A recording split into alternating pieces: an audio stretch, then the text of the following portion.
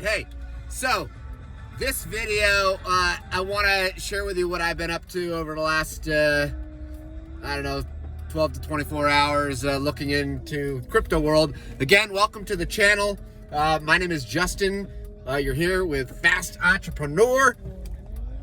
And on this channel, we want to help you better your lives. We want to help you make money faster, smarter, and that's what we're all about. So we're going to talk about it, and we're going to talk about strategy.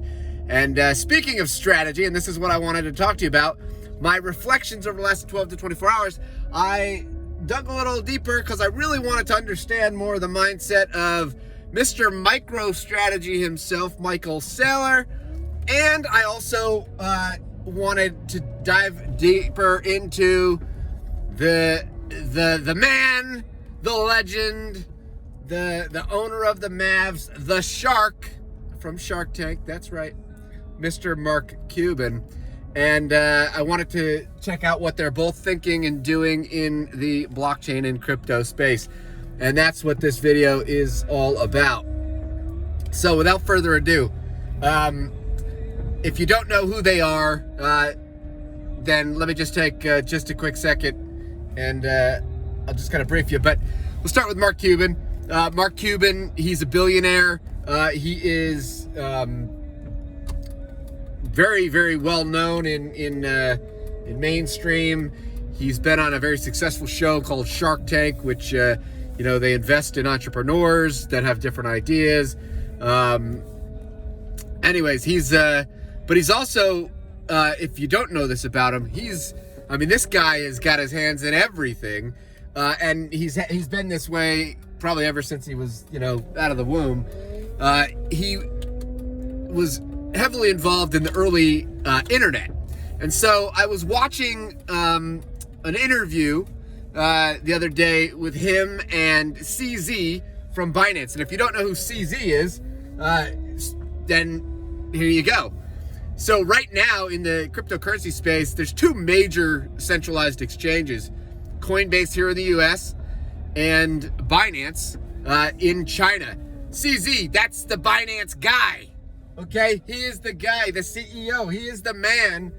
And not only is it Binance? I mean, now there's just so much going on there, Binance Smart Chain and all this. But so these two were talking to one another in a moderated interview, and Mark Cuban was kind of, jutting in and, sharing where he's at and what he's learning. And, I was pretty impressed, I gotta say, with Mark. I think Mark definitely has a very good understanding of technology, and that's clear. And he obviously has a very good, tremendous, mastery of entrepreneurship and business and investing. So, he really, when you can see, he's got all the angles. He knows what to look for. He knows, he knows the games.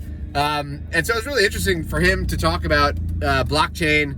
He was talking about DeFi, NFTs. He was, but he really does understand the tech. And I think he also understands the hype cycles. He understands where we're at. And he was also, just referencing, he said, it feels like where we were in 1994 and 1995, when all these things were coming around, the internet was promising the world, but yet it was at that time, you're waiting for the technology to catch up, but there's enough promise out there to realize that, this thing is, it's on its way. So it was just interesting to hear Mark talk with CZ, and, a lot, they're just exploring, different ideas and different concepts together. Very, very fascinating.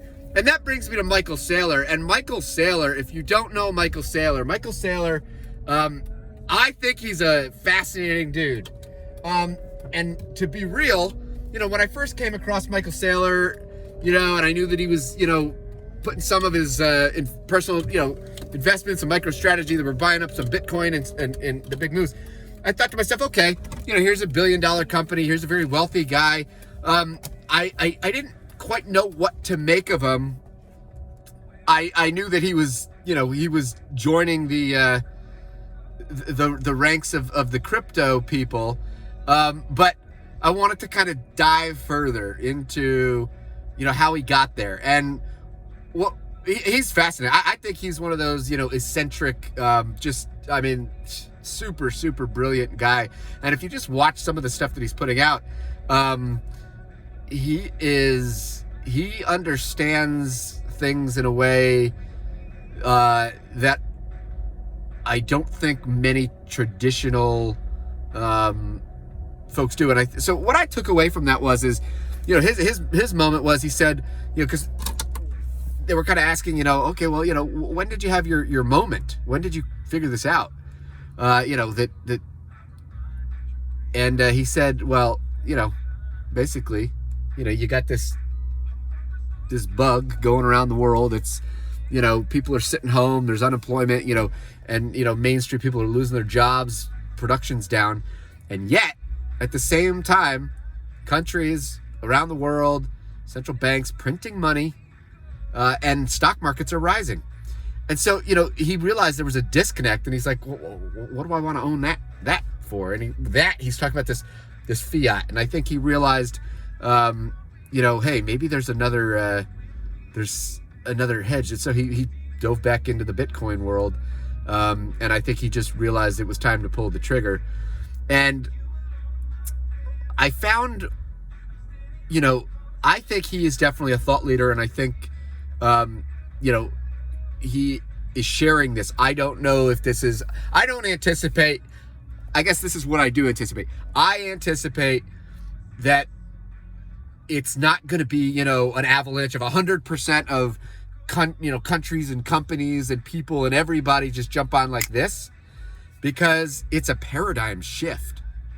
So it might be a trickle, it might be people saying, well, hey, I'll try this with 1 or 2%, or I'll try this with, but I think there's still this, it shakes people to the core when you really think about, this is what Saylor talked about. Think about this. And again, we know that money printing has been going crazy over the last year.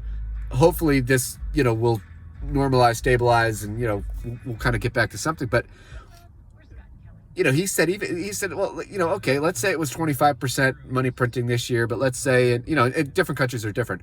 But he said on an average, if you've got an asset that's, 15%, that you're depreciating, right, just by printing each year, he's like, in 5 years, you're losing like 75% of your purchasing power.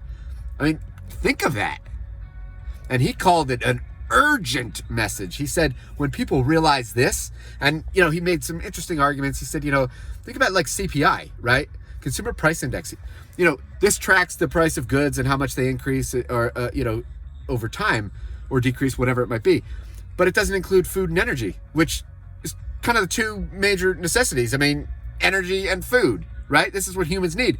And then he said, take it a step further. He said, but think about even retirement savings, and anyways, he's going into this. It was just very fascinating. And he said, when people kind of wake up to this, he said this is why, he sees like more companies wanting to put this on their balance sheet or have more exposure to crypto in their balance sheet, because your purchasing power can erode.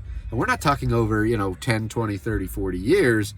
This could, you lose 75% of your purchasing power in 5 years. I mean, I'm not saying that this will happen, but, this is something to take into account, especially what has been heightened over the last year. And I think this is waking some people up. But anyways, I'll end this video. I thought it was a super fascinating, just kind of exploration into these two fascinating guys, Mr. Mark Cuban, Michael Saylor. Obviously, there's many others, many other wealthy or well-to-do or well-connected, influential folks, coming on board, getting into the space, sharing it.